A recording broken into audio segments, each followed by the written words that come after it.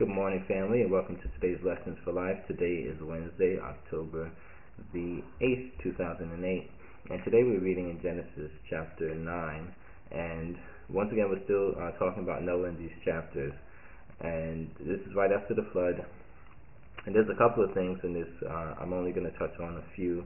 I'll probably add some more to the blog later on, but later on, further down in the chapter, we hear a story about Noah where he had drank from his vineyard and gotten drunk. So he drank wine from his vineyard and gotten drunk. And his youngest son, which was Ham, came in and he discovered that he was naked.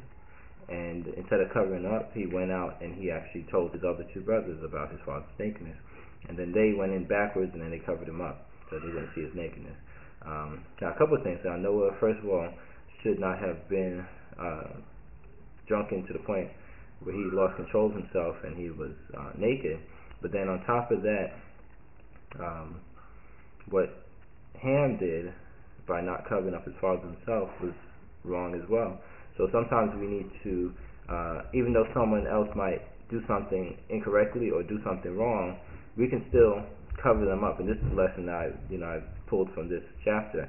We can still make things right sometimes without informing other people. We have a lot of power within ourselves to actually correct certain situations and not necessarily make it worse by letting other people know about it or exposing someone else's fault, so to say. Now, another important lesson I got from this as well too is just like we had learned about Noah's father really speaking into his life. Now Noah turned around, and because he knew what Ham had done, he actually cursed Canaan, which was Ham's son. He didn't curse Ham, he cursed Canaan.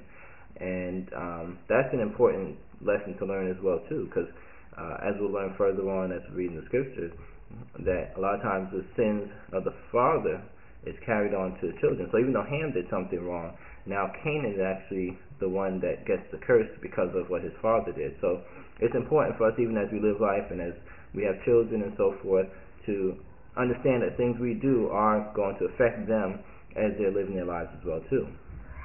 So Canaan was cursed. And another thing that, as I'm even talking about this, is just the power that Noah even had to say, Canaan will be a servant amongst his brethren. So he was just to have that power to curse someone else, or to curse that's his grandson at that time.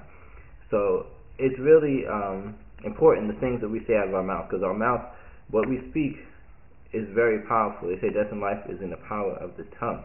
So a lot of stuff that we say, we have to be mindful of what we're saying, because we really do have a lot of power in the things that we say, just as Noah had that power to even curse Ham's son.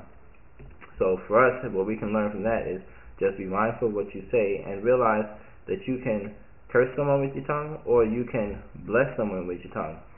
But it's a very powerful tool, that tongue. So watch what you say, and with that power, I like to think of it in a positive way.